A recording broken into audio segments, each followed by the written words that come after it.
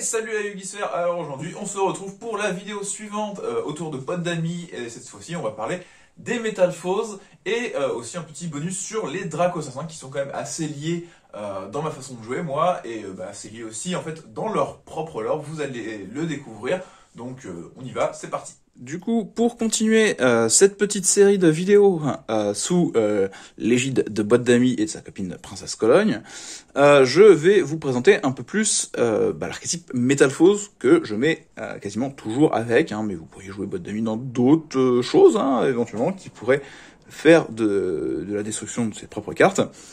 Mais je trouve qu'en général, le plus efficace, ça reste Metalfoes à mon sens. Donc, dans les Metalfoes, je vais vous présenter les vieux, clairement. Vous attendez pas à ce que je vous présente les monstres Metalfoes avec des effets, parce que du coup ils rentrent vachement moins bien dans les versions boîte d'amis. Et je trouve ça toujours plus intéressant d'avoir des monstres pendules normaux. Vous allez le comprendre au fur et à mesure des vidéos, au fur et à mesure des cartes que je vous montre dans cet archétype. Donc le seul monstre à effet main deck Metalfoes que je jouerai, ça va être le Bismupiès Metalfoes rare. Et en général, je vais le jouer à 1-2 maximum, parce que il a quand même un deuxième effet, son effet de monstre peut être intéressant, parce que son effet en échelle pendule sera toujours le même que tous les Metalfoes pendules. C'est de dire qu'on peut cibler une carte qu'on contrôle face visible sur notre terrain, on la détruit, et on va mettre une carte Magie Piège Metalfoes directement depuis notre deck. Donc, et son deuxième effet, du coup, qui peut nous intéresser, c'est si cette carte sur le terrain est détruite au combat ou par effet de carte, donc même s'il est détruit, du coup, en échelle pendule, on peut dire qu'à la fin du tour, on va aller chercher une carte Metalfoes, un monstre pendule Metalfoes dans notre deck. Voilà. Donc ça nous permet de nous assurer d'avoir plutôt, des fois, nos cartes Metalfoes dans notre main à la fin du tour, et quitte à ne pas avoir d'échelle pendule, qu'on laisserait à notre adversaire pour qu'il les détruise, par exemple, et surtout, nous permettre aussi, vu qu'on va le détruire, on va mettre une autre magie piège Metalfoes. Donc, dans les faits, on le détruit, on récupère plus ou moins 2 en CA, même si, lui, dans l'archétype, vu qu'il est niveau 1, on va avoir du mal à le réinvoquer par pendulation. Ça, c'est peut-être le petit défaut du Bismupiès, c'est pour ça que je ne le joue pas en grande quantité. Donc, après, on va retrouver la sirène Metalfoes. Donc lui, c'est le 0-2100 qu'on a vu qui sortait avec Boîte d'Amis. Donc ça, c'est cool. On a le Oise-Argent Metalfoes, le niveau 3, 1700-100. On a le Horducteur Metalfoes, le niveau 4, 1900-500. Et donc ce qui est intéressant avec tout ça, c'est que vous allez pouvoir avoir aussi le niveau 7. Et ça, c'est le Volflamme, c'est vraiment le copain, moi je l'adore. Lui, c'est... Alors, il sort pas sur Boîte d'Amis, mais je le joue quand même en général x3 dans mon deck. Déjà parce que ça peut permettre de faire des XX7 en fonction des versions, bien sûr. Mais surtout, c'est quand même une 2400, ce qui est quand même pas mauvais. Ça tape quand même un peu fort. Ça tape quand même un petit peu fort. Donc le Volflamme, très sympathique. Et du coup, on peut voir que on a 2 échelles 8 sur les normaux, 2 échelles 1 sur les normaux et une échelle 8.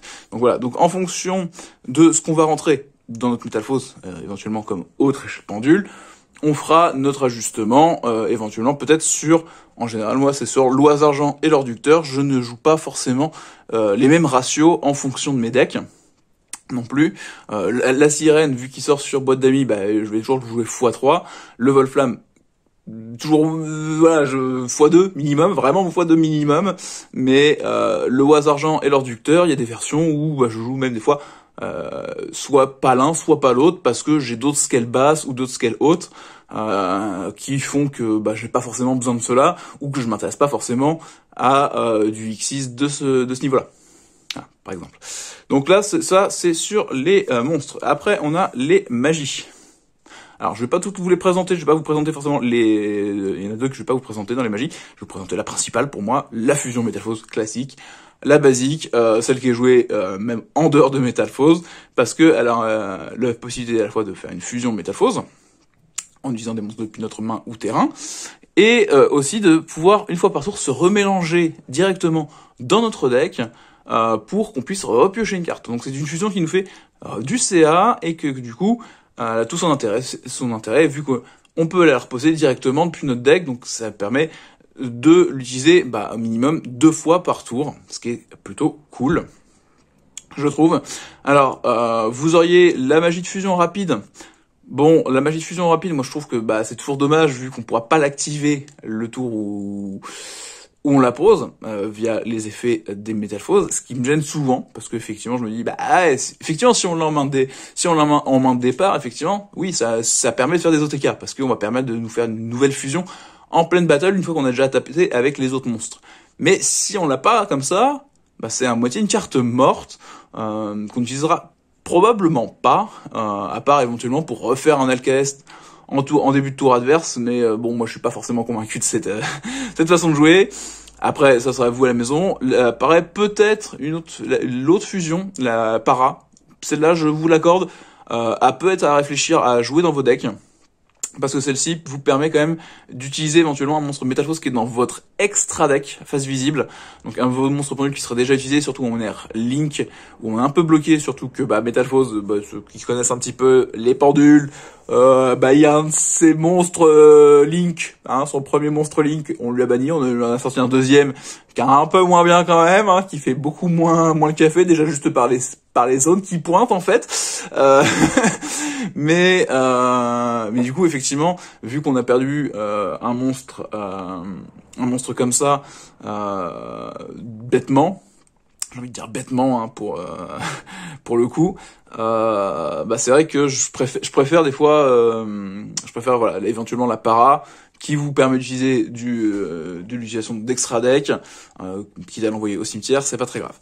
Après, on va avoir 2 superbes pièges incontournables. La combinaison, donc piège continu, qui nous dit que quand on invoque par fusion, on va pouvoir invoquer un monstre métamorphose qui serait au cimetière de niveau inférieur.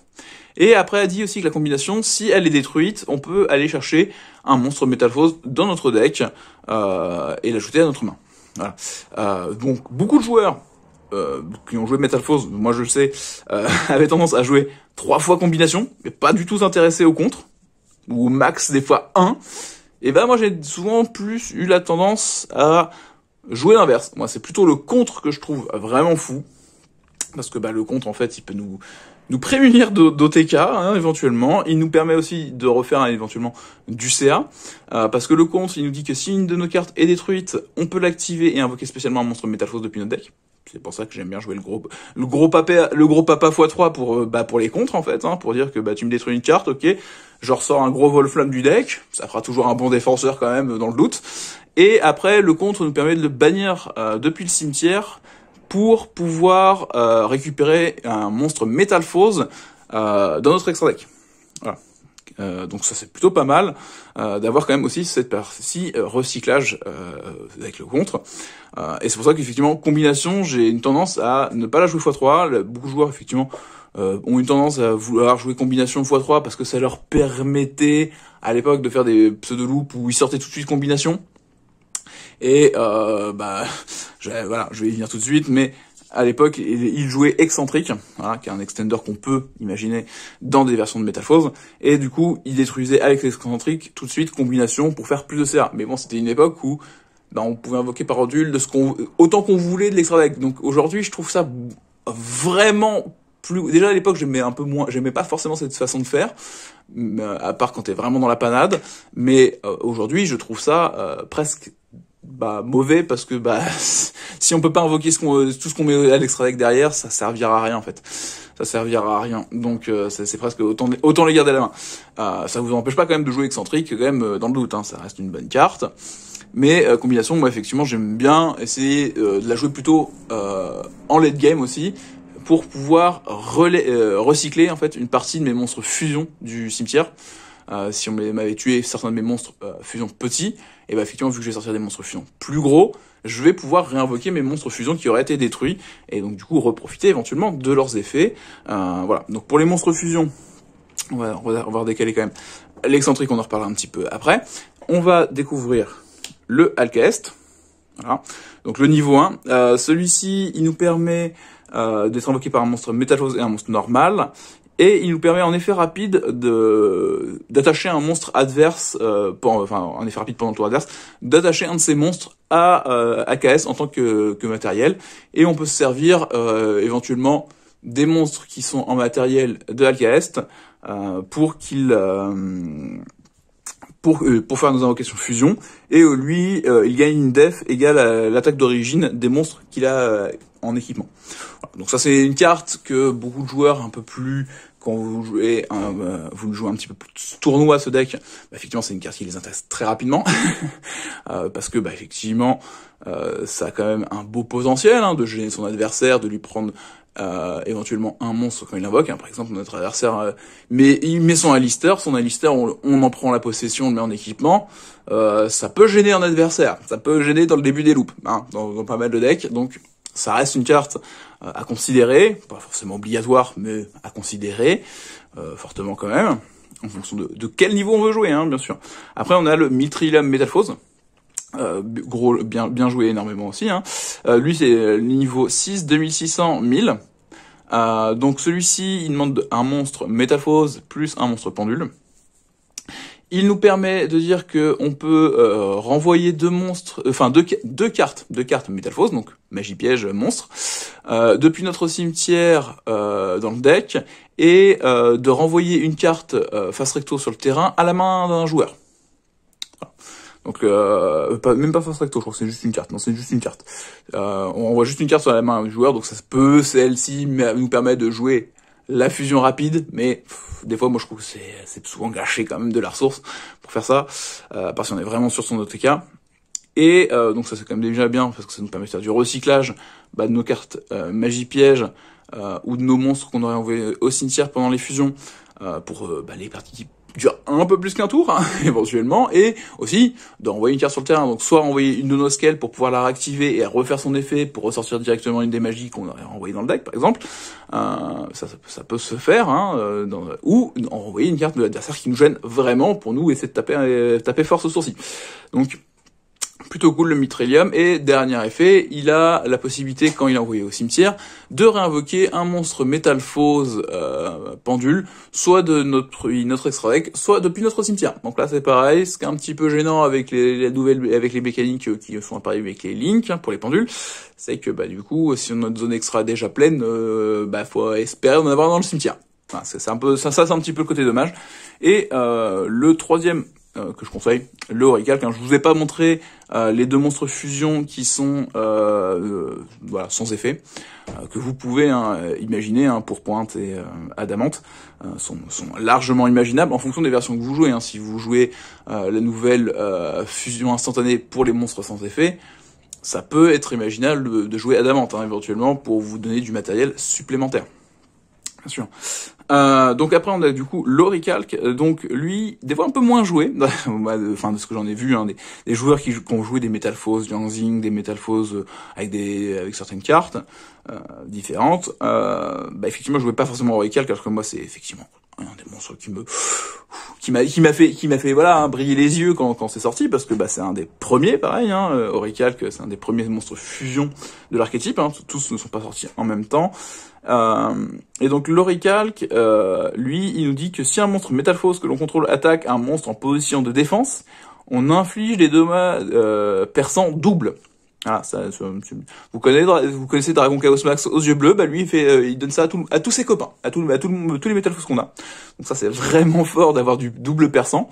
Un peu moins fort quand il y a que des lignes en face qui sont en attaque, bien sûr, mais quand c'est des monstres qu'on peut mettre en défense, parce qu'on peut nous-mêmes jouer des petites cartes, des livres de la lune, des trucs des livres de l'éclipse pour mettre tous ces monstres en défense, et on tape tout en défense, et si c'est des trucs qui avaient beaucoup d'attaque, ils ont pas beaucoup de défense, donc on fait du double persef là-dessus, ça enlève vite les points de vie, je vous l'assure. Et après, donc, elle nous dit aussi que si cette carte est envoyée au cimetière, on peut détruire une carte sur le terrain. Voilà, donc si notre adversaire a réussi à le gérer, ou si nous-mêmes on le gère, en faisant une autre fusion avec, en le détruisant avec une autre scale, en l'utilisant comme un link ou quoi, effectivement, on va détruire une carte sur le terrain. Donc c'est pareil, ça fait une petite gestion supplémentaire. Et ce qui est intéressant, c'est que du coup, comme je vous disais, avec la combinaison de Metalphose, par exemple, j'ai sorti Mithrilium, il s'est fait gérer. Quand je sortirai Orichalque, qui est d'un niveau supérieur, je peux réinvoquer le Mithrilium. Donc ça, c'est quand même assez sympa. Et même le recalc, en général, je joue un monstre fusion niveau 9, donc le monstre fusion niveau 9 me permettra de réinvoquer le recalc. Voilà. Voilà un petit peu pour les cartes basiques, voilà, que je vous conseille dans un bon deck Metal Foes. Maintenant, on va voir quelques cartes qui peuvent effectivement servir d'extender. Donc, bon, je vous ai parlé un petit peu d'excentrique parce que ça vous permet de faire des choses avec la combination ou détruire des cartes magie piège adverses. Donc ça peut être intéressant.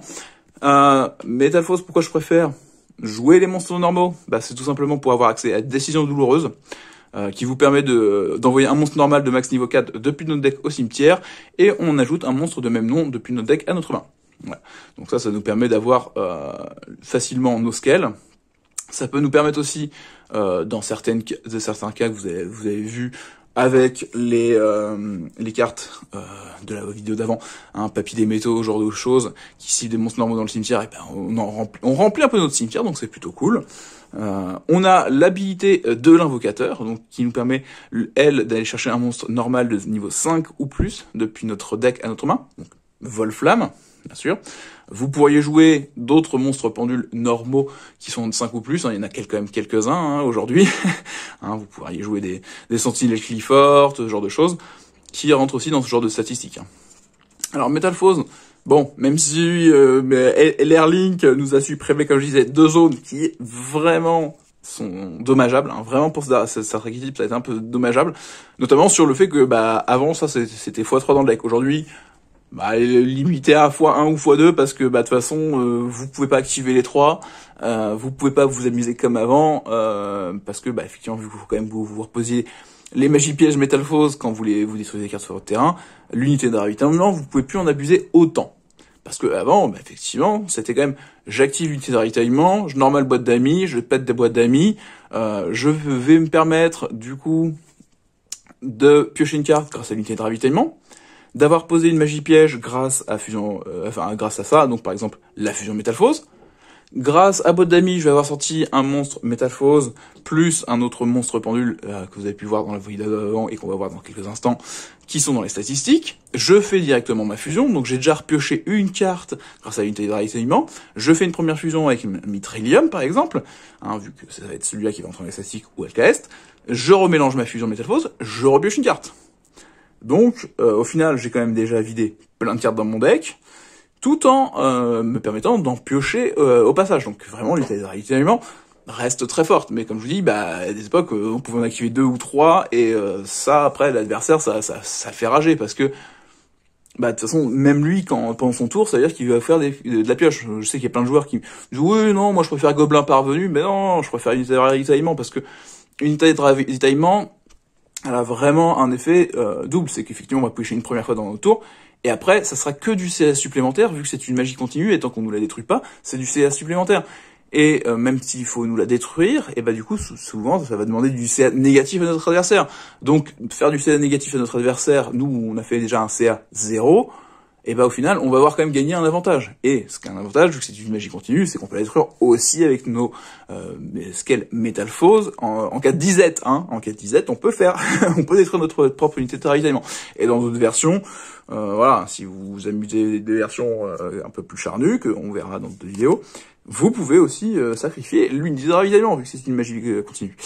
Pareil, on peut s'imaginer, vu que c'est du psychique, hein, tout ça, le téléporteur d'urgence, qui peut être un extender aussi à imaginer pour avoir plus facilement des ressources, par exemple pour faire vos invocations liens. Si jamais vous n'aviez pas boîte d'amis, vous pouvez toujours faire un téléporteur d'urgence, invoquer un monstre normalement, et faire un monstre lien pour essayer de refaire des invocations pendules derrière. Donc ça, c'est imaginable. C'est imaginable aussi, vous verrez en version peut-être quand je parle un peu ce qu'on peut mettre en side et compétitivement, et ça vous permet aussi de sortir une Ghost Ogre, hein, éventuellement. Dans ce qui a pu être joué également, ça va être le Baobabouin. Alors c'est vrai que peut-être que vous ne connaissez plus pour certains aujourd'hui.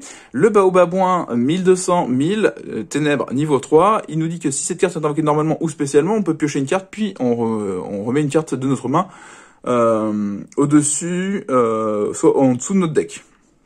Voilà. Et si cette carte est détruite au combat ou par effet de carte, vous pouvez invoquer spécialement un nombre de votre choix de babouin depuis votre deck. Donc en fait, là où quand on n'a pas de boîte d'amis, on peut invoquer le babouin dans un métamorphose. On détruit le babouin, on va avoir quand même 2 babouins qui vont plopper. On va pouvoir avoir fait 3 effets de pioche puis de remise dans le deck. Donc éventuellement améliorer complètement notre main si c'était un peu compliqué.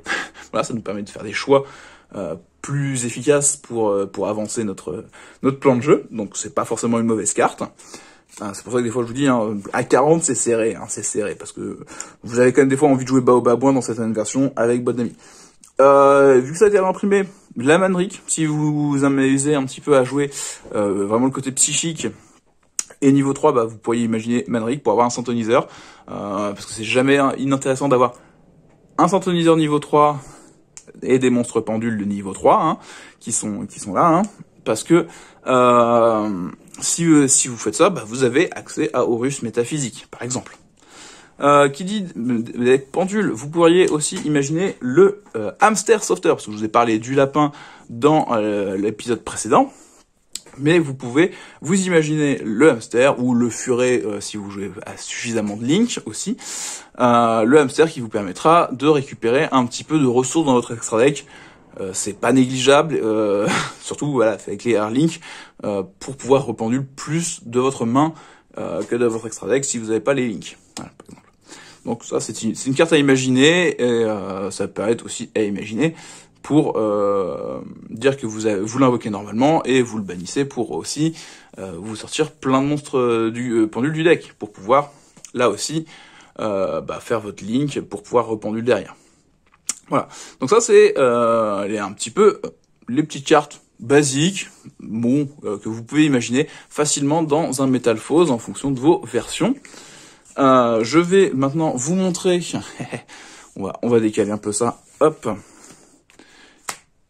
Alors maintenant que vous avez bien vu quelques petites cartes d'Extend qu'on a de façon classique, je vais vous parler un petit peu de un autre archétype pendule qui rentre très très bien avec boîte d'amis en couplage avec métamorphose, comme vous avez pu le voir un petit peu, qui est à ce face-à-face Draco. Alors, moi c'est un archétype que j'adore, c'est un ensemble d'archétypes que j'adore, parce que c'est toute une storyline très longue que j'ai kiffé moi à suivre durant des années, que certains effectivement n'ont retenu que la toute fin effectivement, parce que c'est vraiment un lore. Donc ça commence par un face-à-face Draco, donc effectivement avec Luster, Pendule, le Draco assassin, et en face le Vector Pendule, le Draco Seigneur. Donc c'est un face-à-face entre ces deux dragons. Voilà, c'est petit aparté qui va être vraiment utile pour que vous compreniez l'archétype. Alors donc ils font un face-à-face, et durant ce face-à-face, Luster va finir par perdre la mémoire, ce qui donnera par la suite Master. Voilà. Sachant que effectivement Luster était en train d'essayer de se battre contre le Draco Seigneur qui était un gros esclavagiste en gros de l'endroit où ils sont, et donc du coup ils font un face à face. Donc et après par la suite Vector finira lui par au fur et à mesure des combats perdre la tête et devenir Lector Pendule, le Draco Seigneur. Voilà. Donc là on a un petit peu présenté les protagonistes. On va voir un petit peu maintenant ce que font les cartes bien sûr. Sur ces cartes, on a donc du coup Luster, qui est un monstre dragon pendule synthoniseur, le premier du nom, mais qui ne peut pas être utilisé pour une invocation fusion synchro ou Xyz, sauf pour des monstres Draco assassins, donc très très limité. Et il nous dit en tant que scale, c'est une scale 5, ce qui est pas mal. Une fois par tour, si vous avez une carte dans votre autre zone pendule, vous pouvez détruire cette carte, et si vous le faites, ajouter une carte du même nom depuis votre deck à votre main. Donc ça vous permet, par exemple, avec les métamorphoses, de faire un premier effet, par exemple, de réducteur. Je détruis une carte sur mon terrain. Hop, c'est fait. J'utilise Luster, je détruis le réducteur.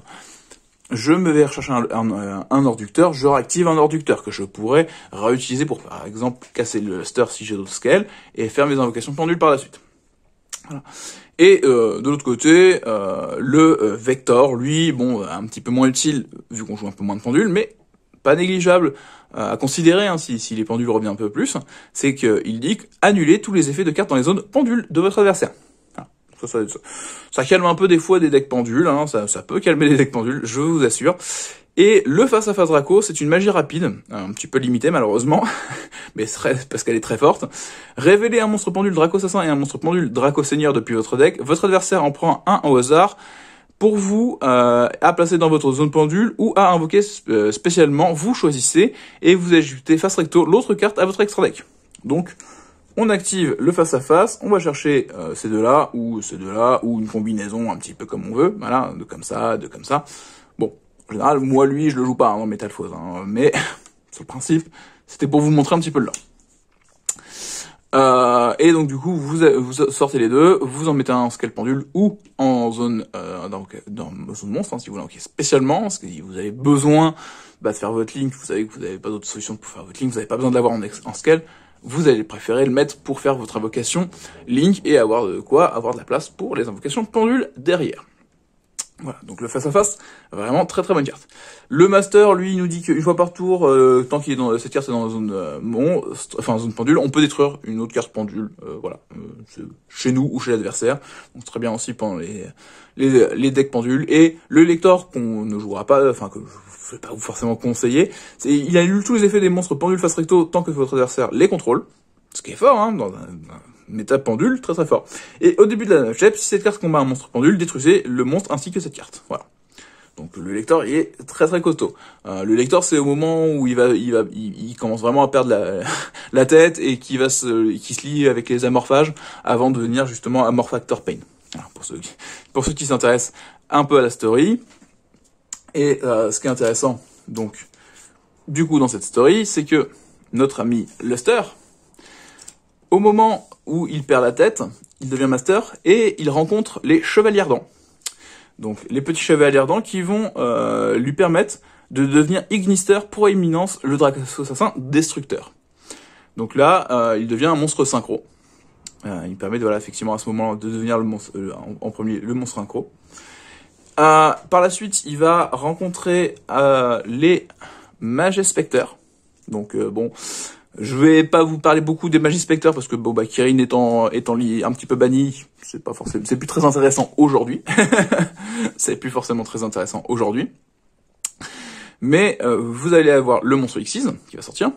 Et quand par la suite dans sa story, il va finir par rencontrer Dinoster. Power, en étant avec les Dinobrumes, il va devenir le Dinoster. Par la suite encore de sa story, notre cher Luster / Master Pendule va devenir le premier véritable Draco Assassin. Hein, Master, le véritable Draco Assassin, le Master que tout le monde a oublié, que pourtant il est pas banni et que vous le rencontrerez dans mes vidéos parce que il fait partie de certaines de mes combos. Par moment. Donc il deviendra le Master et en face de lui, il y aura effectivement Vector qui perdra la tête. De l'autre côté, on va avoir dans cette story Vector qui va finir par s'allier avec à moitié les amorphages qu'il va créer lui-même grâce à sa magie. Donc les amorphages qui sont des monstres un petit peu costauds et il va s'allier avec eux en devenant Amorphactor Pain, le Draco Seigneur imaginaire. Et à ce moment-là de la story, on arrive à la forge du véritable Draco, celui qui sera vraiment le véritable Draco. Et d'un côté, du coup, comme je disais, Luster va devenir le Master véritable Draco Assassin. Et on a de l'autre côté l'Amorphactor Pain. Quand on suit encore cette story qui a duré pendant un peu plus de 2 ans, Luster va, en tant que Master, Super Master, il va rencontrer les Metalfoes. Et c'est pour ça que justement, moi, j'aime beaucoup les lier ensemble, parce que une fois qu'il va rencontrer les Metalfoes, il va encore se buffer, et c'est grâce à sa rencontre des Metalfoes qu'on va rencontrer, du coup, l'archétype, les véritables Dracos, et les rois véritables. Donc, les véritables Dracos étant du côté de Master, et donc, effectivement, on va retrouver en fait des reboots de Dinoster, Ignister et Majester dans les monstres véritables Draco. Voilà. Donc, si vous connaissez un petit peu l'archétype véritable Draco, et ben sachez qu'en fait, ça vient d'ici. Et de l'autre côté, on va avoir notre ami Vector qui va perdre la raison et qui va nous faire tout l'archétype roi véritable du côté effectivement vraiment complètement fou avec des worms complètement folles. Voilà. Voilà un petit peu pour situer parce que bah, ça va être quand même comme je dis important peut-être dans toute la story. Toute cette story. Donc on a du coup des petites choses quand même intéressantes, ça vous l'avez déjà vu dans une de mes versions de Metalphose que je vous invite à aller voir sur ma chaîne. C'était la version où je montre des Metalphose version pendule rituel, bien sûr. Bon, l'appareil amorphage, on va en reparler un petit peu, un peu plus, peut-être plus tard, mais on va relire rapidement, hein, juste sur son effet de monstre, qui est l'effet qui nous intéressera éventuellement dans un deck Metalphose. Si vous voulez la jouer dedans, c'est toujours bien. Aucun joueur ne peut invoquer spécialement de monstre amorphage exclu depuis l'extra deck. Voilà, ça c'est clair, net, précis, c'est une 2250, niveau 6, qu'on invoque par pendule et qui dit que notre adversaire il joue plus avec son extra deck. C'est efficace, hein, je vous assure, c'est efficace. De l'autre côté, bon, pour parler un petit peu de ces synchro fusion et Xyz, eux, ils vont vraiment nous intéresser, et je vais y revenir juste après. Je vais vous présenter encore quelques petites cartes rapidement qui vont dans Metalphose, et je vais vous expliquer comment marche la loupe avec ces trois-là, parce que c'est peut-être une loupe que maintenant certains ne connaissent plus, ne connaissent plus parce que bah ça fait quand même déjà quelques années que c'est apparu. Donc bah effectivement, il y a des nouveaux joueurs qui regardent cette chaîne, ça peut peut-être vous intéresser de découvrir comment ça fonctionne. Et donc du coup, hop, je vais enlever notre ami lecteur. L'appareil, comme je dis, on la reverra plus tard. Et donc après, vu qu'on joue des monstres pendules, qui s'appellent pendules, ça peut être intéressant de jouer l'alliance des duellistes dans certaines versions, qui nous dit que s'il y a une autre carte dans la zone pendule, on ajoute un monstre pendule, ou une carte magie piège pendule depuis notre deck à notre main. Voilà. Donc l'alliance des duellistes nous permet d'aller nous chercher les ressources qui nous intéressent. Voilà, ça veut dire qu'on active un monstre Metalphose tout simplement, et ben on peut aller chercher, par exemple, le Luster, ce qui est pas mal. Mais outre le Luster, on peut aller chercher le Paradoxe Pendule, par exemple, qui nous permet d'ajouter deux monstres pendules face recto avec la même échelle pendule, mais de noms différents depuis notre extra deck à notre main. Et là, on se dit, c'est pas mal, parce que Boîte d'Amis nous disait qu'on peut sortir les deux là, qui ont la même échelle pendule, et qu'on peut utiliser directement, et qu'on pourra récupérer directement en main. Donc, les invoquer par pendule depuis notre main, éventuellement, si on n'avait pas d'autre solution. On a aussi l'arrêt pendule. Si vous avez minimum 3 monstres pendules face recto de noms différents dans votre extra deck, piochez des cartes, et le reste de ce tour, après la réaction de cette carte, vous ne pouvez pas ajouter de cartes depuis le deck à votre main. Bon, ça limite un petit peu si on voulait faire la Raid Row de la fusion, mais dans d'autres cas, ça peut nous permettre de faire un bon CA, parce que Boîte d'Amis nous en sort quand même directement 2, hein, donc c'est très rapide de mettre quand même 3 monstres pendules face visible sur notre extra deck, parce que tout bêtement, on en ajoute 2 avec Boîte d'Amis. La scale qui est utilisée pour casser Boîte d'Amis, on la recasse avec une autre scale, et on fait l'arrêt pendule tout de suite. Voilà, par exemple. Donc, pas inintéressant. Et une que moi j'adore énormément à réfléchir en principe, c'est la fusion pendule, qui nous dit que on peut invoquer par fusion un monstre fusion depuis notre extra deck en utilisant des monstres que l'on contrôle comme matériel de fusion. Et si on a 2 cartes dans une zone pendule, on peut utiliser des cartes dans une zone pendule comme matériel de fusion. Donc si on a 2 cartes cartes pendules après notre invocation pendule dans nos scales, du coup, et bah c'est pas des cartes mortes, parce qu'on va pouvoir les utiliser pour faire une invocation fusion. Et sur ce principe-là, il y a une dernière carte que je sais plus où je l'ai mis parce que c'est une carte un peu plus récente, mais qui nous permet de faire la même chose avec un Xyz, qui nous permet d'utiliser 2 cartes dans nos scales, dans nos pendules pour faire un Xyz, tout simplement. Donc ça, c'est quand même très très sympa pour les joueurs de deck pendule qui vous intéressent à ça, c'est plutôt cool. Voilà. Et maintenant, je vais vous expliquer comment fonctionne éventuellement la mécanique avec les monstres ici. Donc on va prendre celui-ci, hop.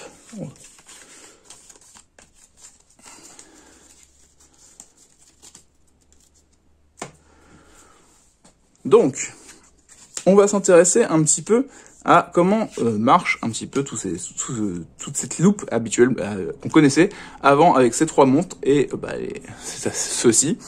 Donc, imaginons, alors, plutôt pas mal, normalement vous êtes un deck pendule, vous faites une bonne invocation pendule, et du coup vous vous permettez d'avoir 4 monstres pendules. Alors vous n'êtes pas forcément obligé que le dernier soit un monstre comme ça, il n'y a pas de souci. Alors ça va vous permettre de sortir par exemple le Dinoster. Attendez. Donc on a nos 4 monstres pendules. Ça va nous permettre, en premier lieu, éventuellement, d'imaginer prendre les 2 premiers monstres. On les envoie à l'extra deck, ok. Et on invoque notre monstre synchro, par exemple. Le Ignister va nous permettre, une fois par tour, de détruire une carte face visible, une carte dans les zones pendules, et de renvoyer une carte sur le terrain dans le deck. Donc ça peut être pratique, hein. Ça peut aussi en face à face pendule détruire la carte pendule adverse et renvoyer une carte adverse dans son deck. Mais son deuxième effet, c'est de nous permettre d'invoquer un monstre Draco Assassin depuis notre deck en position de défense. Et il ne peut pas être utilisé comme matériel synchro. Voilà. On utilise les 2 ici pour nous permettre éventuellement de faire un Magister Paladin. Lui, quand il arrive sur le terrain, on a la possibilité d'activer son effet qui nous dit qu'à la fin du tour, on pourra ajouter un monstre pendule depuis notre deck à notre main. Donc ça, c'est plutôt pratique. Le Magister Paladin, il nous dit aussi, on peut détacher un matériel un matériel Xyz pour réinvoquer un monstre Draco Assassin depuis notre extra deck. Mais il ne peut pas être utilisé comme matériel Xyz. Bon, c'est pas très grave. C'est pas grave. Donc là, normalement, j'aurais pu utiliser celui-ci qui était bloqué de rien, et avoir ces 2-là, hein, qui du coup, lui peut pas être utilisé en X6, lui peut pas être utilisé en fusion, dans le principe. Mais ça change pas grand-chose. On utilise les 2, et on sort le dernier, le Dinoster. Le Dinoster, lui, il va nous protéger nos échelles pendules, et il va nous dire aussi que, une fois par tour, on peut invoquer spécialement un monstre Draco Assassin, depuis notre main ou cimetière, mais il ne peut pas être utilisé en tant que matériel fusion. Voilà. Donc ici, comme vous voyez, on avait 4 monstres pendules, donc il nous en fallait quand même minimum 2. Il nous en fallait un ou 2 qui pourraient être quand même de l'archétype Draco Assassin pour faire la loupe facilement, sans trop se prendre la tête, mais très facilement, on a installé quand même 4 monstres sur notre terrain à la place de nos 4 monstres pendules, un monstre qui va nous permettre de remettre une ressource dans notre main, lui qui peut au pire détruire celle-là pour renvoyer une carte adverse qui vient être vraiment géante, en plus sans la cibler, celui-ci qui nous prête nos échelles pendules si on les avait gardées. Donc, vous voyez, en 4 monstres, c'est une petite loupe très sympa à considérer. Et imaginez, vous auriez eu un 5e monstre sur votre terrain, ou au pire, vous faites ça, vous avez votre 5e monstre, et vous pouvez encore utiliser celle-là, et puis vous faites, Princesse Cologne, vu que là, les 4 monstres, vous les avez sortis, vous faites sortir une boîte d'amis. Par exemple. C'est un peu, vraiment, ça peut devenir vraiment très fort de connaître encore cette loupe-là, et de l'intégrer à son extra deck. Sachant que, ici, vous avez 2 monstres de niveau 8. Donc, certains joueurs, à l'époque, pouvaient s'amuser à faire un 38, tout simplement. Un dragon titanesque galactique, parce que, on a 2 niveaux 8 sur notre terrain. Voilà. Donc ça, c'était un petit peu la présentation de Metalfoes, et puis de cette petite loupe. Draco Assassin, Draco Seigneur qui me semble importante. Donc la loupe Draco Assassin, Draco Seigneur est, comme vous avez eu, assez facile à sortir parce qu'au final vous détruisez une boîte d'amis, vous faites un face-à-face Draco, vous avez normalement tous les Draco Assassins, tous les Draco Seigneurs qu'il vous faut pour faire cette loupe là tout simplement déjà. Et une loupe qui est déjà honnête, dans une partie classique. Après, bon, il y en a qui... Aujourd'hui, je sais qu'on veut toujours de plus en plus, mais ça reste une loupe très honnête à jouer à la maison. Au moins à la maison, et puis même en tournoi. Si vous n'êtes pas en finale de championnat de France ou d'YXS, ça peut quand même vous permettre de faire des choses, et puis surtout déjà de surprendre votre adversaire, parce que c'est des choses que beaucoup de joueurs ne connaissent plus. Donc ne savent pas réagir, ne lancent pas la trap au bon moment parce que ils connaissent pas, tout simplement. Du coup, j'espère que cette vidéo vous a plu, que ça vous donnera envie d'aller encore voir la suivante, ou découvrir la première si vous n'avez pas vu la première avant de voir celle-ci, hein, tout bêtement. Et donc, on se retrouve pour une prochaine vidéo qui sera un peu plus pour découvrir un peu comment on pourrait faire une decklist boîte d'amis, Metal-Force boîte d'amis, avec tourner un petit peu avec les nouvelles cartes et Princesse Cologne. Donc on se retrouve bientôt sur une prochaine vidéo, ou sinon pour vous ça sera de bons duels.